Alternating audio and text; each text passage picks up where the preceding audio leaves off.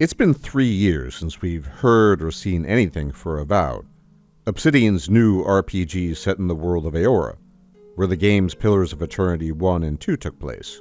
But the other night we finally got to see a brand new trailer. I plan on doing a full breakdown of the trailer using my experience as a veteran player of the Pillars of Eternity franchise. But it's obvious from the trailer that it was primarily intended to show gameplay and combat, and very little of the story, which I have to admit is somewhat disappointing.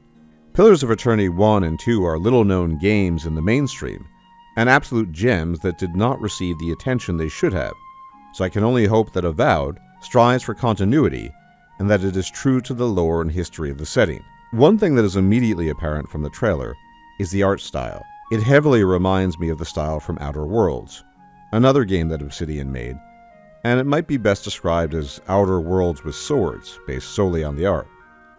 And before launching into the trailer content, I think it's important to note that 4 noticeable characters from the Pillars series appear just before the trailer launches. Adair, a fighter companion from Pillars, Aloth, a wizard companion from Pillars, and Palagina, a paladin companion from Pillars, all of whom were very important in the Pillars series. And lastly, Aethys, the god of light and hope. These were part of the Obsidian trailer, just before the actual trailer begins. And I hope this suggests that the makers of Avowed won't forget their roots in Pillars. Avowed takes place on an island continent on the planet of Aora called the Living Lands. It is a savage and untamed place. The protagonist is sent as an envoy from the south, from a continent called Adir, in the service of the eponymous Adiran Empire. We are told that we have been sent to investigate a magical plague affecting the inhabitants of the island. The Living Lands is known to be a wild place, full of strange beasts and plants, a diverse landscape, with fertile soil and settlements that are often separated by difficult terrain. But before proceeding, whatever people might think and whatever superficial similarities might exist between the games, I do not believe that Avowed will be very like Skyrim. In fact, Obsidian has officially stated that Avowed will not be an open-world game, and will be much more contained, having a greater focus on companions and story, perhaps similar to Outer Worlds. In truth, I think we can expect a very different game from the Elder Scrolls, which is probably a good thing, allowing Obsidian to focus on what they do best, characters and story. But let's begin. We're first greeted by the arrival of a ship at a dock, and a lone human male wearing a sword on his back. As we've been told, we are an envoy in the service of the Adir Empire, and we can see signs of that in the very first few scenes, the most prominent symbol of which is the scepter, which is the traditional heraldry of the Adiran Empire, an empire, as previously mentioned, located far to the south of the Living Lands. We can also see a coastal Amawa woman in the background. Amawa are large semi-aquatic humanoids that come in 2 flavors, the coastal or blue Amawa and the island or red Amawa. The whole scene is odd because, in theory, you are working in the service of the Adiran Empire, but there appears to be a hostile greeting party, and the dock looks to be in the possession of the Empire. So, the most logical assumption is that these men are not Adirans, but rather thugs or mercenaries hired to stop you, and as we later find out, the envoy of the Adiran Empire is not entirely welcome in the Living Lands. In the next set of scenes, we meet one of our companions, called Kai, a male coastal Amawa and former soldier. He will play an important role in the story and is an integral part of the game, according to Obsidian. In the next scenes, looking out at the landscape of the Living Lands, we see the protagonist with the coastal Amawa companion Kai to the right, and a human companion to the left. She appears to be a human of the Ocean Folk ethnicity, one of the 3 human ethnicities in Aora, the others being the Savannah Folk and the Meadow Folk. Although we do not know her name or really anything about her, it seems very likely to me that she is a priestess based on her art style and attire, which remind me of priestly styles in Pillars of Eternity. In terms of the landscape, Avowed very much does look like Outer Worlds but on Aora, as we can see in the images, colorful and almost goofy, which stands in sharp contrast to earlier art. Now in this scene we see something interesting, and something that indicates continuity between Avowed and Pillars of Eternity. It is a laboratory. And not just any laboratory, but an Animancer's laboratory. Now, Animancy is a special branch of research in Aora that is basically soul science. Animancers study the nature of the soul and how it works. The large green stone in the center is called Audra, and it is prized in Animancy research because it can contain and redirect souls, and is an essential part of any Animancer's toolset. The wiring attached to the large Audra stone is made of copper, because copper is a conductor for souls. It is this combination of copper and Audra that allows Animancers to perform their craft, and I'm pleased to see that this tradition will be continued in Avowed. In the next scenes, we see an ogre, possibly afflicted by the plague we are sent to investigate, who is charging at the protagonist, who then takes out 2 flintlock pistols and dispatches the ogre promptly. And if you're new to the setting, it's important to note here that the setting of Avowed is one comparable to Renaissance Earth. It's not really a medieval setting. Firearms are fairly widespread and exist alongside more traditional fantasy weapons.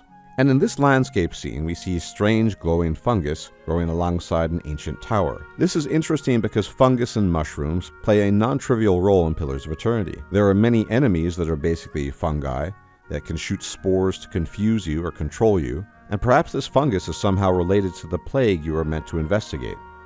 And we will see later that it very much bears the trappings of a fungal infection. Fungi in Pillars of Eternity play an even more important role in some respects, but that's a story for another time. The next cave scene shows us a familiar enemy, Zorops, short lizard folk commonly found throughout much of Aeora. They are savage creatures that can wield priestly magic and sometimes even use deadly poisons when fighting you, and we can see here that they are making a return to Aeora, because Avowed should do its utmost to maintain the continuity of the universe between Pillars and Avowed itself. The creature in the next scene is not entirely identifiable, but it appears to be a form of undead bearing armor. Undead are frequently referred to as vessels in Pillars of Eternity because they require the flesh of living beings to sustain themselves. And if you're interested in the nature of undead in Avowed, please go check out my link in the description box about undead in Avowed. And here we can see a bear has very prominently been infected by these spores or these fungi, and it's probably being driven mad. Now this scene is very, very interesting. Let me tell you why. On the one hand, you have something that appears to be an undead creature, looks almost unmistakably undead, but it's hunched over before a fire, and it has these fungi attached to it. Now you would think, again, that this is an undead creature, it has to be undead. What if this fungal infection turns you into an undead creature? Because these do not look like conventional undead by Pillars or Aeoran standards. They look like something different. So my suspicion here is that this fungus actually transforms healthy humanoids into undead creatures, based on the image. The next scene is very cool, because Obsidian has stated that they have put a lot of work into combat, and kicking somebody off a cliff is a very cool touch as a combat finisher. The opponent is also wielding what appears to be a huge maul, so we can see that there will be good weapon variety in Avowed. Now here we can see the classic giant spider, which is nice because there are a lot of those in Pillars of Eternity, but the fireball spell the protagonist casts is even nicer. This is most obviously a fireball, and what is notable is that in Pillars of Eternity, wizards, in a very traditional fashion, make use of spell grimoires, basically spell books. So there seems to be some continuity here, in that at least nominally, the character is making use of a spell book before casting this fireball. There are even detailed glyphs in the grimoire as well. And before entering the cave, we can see that we have 2 companions with us. And Obsidian has confirmed that we will always have at least 2 companions at our side throughout our adventure. Then we can see even more magic, also inspired by Pillars of Eternity. This spell is called Blast of Frost, and although in Pillars it does not freeze the enemy outright, in Avowed it seemingly can. Additionally, the axe seems to be infused with some kind of frost magic, the combination of which allows the protagonist to shatter his opponent. And there's another interesting thing in this scene. You are sent as an envoy of the Adeiran Empire, and yet this warrior you are facing bears the heraldry of a deer, as indicated by the scepter in the middle of his armor, implying that alliances in this game will not be as clear-cut as meets the eye. And I'm glad that they're showing as much magic as they are, as in the next scene, we see a druidic spell being cast upon the soldier, called Tanglefoot in Pillars of Eternity, which slows down and immobilizes opponents. followed by a scene where a volley of magic missiles are cast at an opponent, forcing her to seemingly drop her weapon. Now in Pillars of Eternity, there are a number of different missile-based spells, each with some subtly different properties. All were created by one arch-wizard called Minoletta, and I believe this spell to be Minoletta's concussive missiles, which is what forces the opponent to drop her weapon in the scene. Another vessel or undead here in the form of a skeleton. And here we have another iconic spell, perhaps the most iconic spell thus far, from Pillars of Eternity, called the Pull of Aora, which as you can see, pulls in opponents and renders them helpless as they float about in the air, leaving you to do whatever you want with them. In the next scene, we can see an ancient cave, again with the strange fungus we have seen before, and the protagonist is confronting what appears to be a lich wielding a flaming weapon. Magical weapons are usually fairly unique in the Pillars universe, and Obsidian has stated that generic loot won't be a thing in Avowed, which I am pretty happy about. Now there's another thing that I think is very important to draw your attention to in this image, and that is the portal that I've highlighted. Why is this important? Because in the metaphysics of Aora, of the universe of Pillars of Eternity, there are three realms. There's the here, the physical realm, which the protagonist is currently inhabiting. There's a realm called the In-Between, where the dead go before they shuffle off into a realm called the Beyond. The In-Between is inaccessible to both gods and mortals, largely, with the exception of a certain type of mortal called a Watcher, soul powers. A very long story indeed, that one. But what this could be, in fact, is a portal to the Beyond. And the Beyond is the place where souls are reincarnated, and it is also the realm of the gods. And these are the only places where people can go, these three realms, within the context of Aora. So if I had to bet money on this, it probably is in fact a portal to the Beyond.